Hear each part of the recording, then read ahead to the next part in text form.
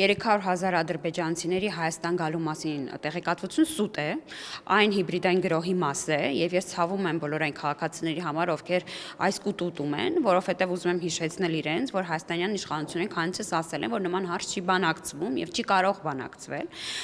եւ ակնհայտ է, որ Ադրբեջանի որոշ ներկայացուցիչներից առավել ակտիվ այս թեզը տարածում են, այո, ձեր կողմից նշված թե ուժեղ Հայաստան կուսակցության ներկայացուցիչները, թե իրենց սպասարկող որոշ փակագծչակերտավոր լրատվականներ,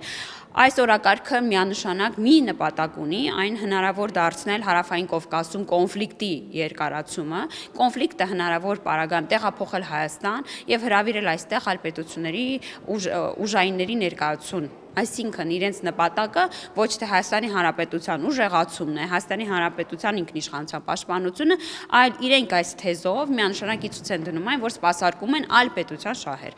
Այս թեզը, կրկնում եմ, 300,000 ադրբեջանցիների Հայաստան գալու սուտ է եւ այն տարածող ուժերը պետք է քաղաքացիների կողմից զրո քվե ստանան։ Սիրելի քաղաքացիներին ես անընդհատ հորդորում եմ եւ այս մասին անընդհատ խոսելու եմ։ Այն մարդիկ, ովքեր ձեզ համոզում են, որ ԿՊ-ն 300,000 ադրբեջանցու մուտք է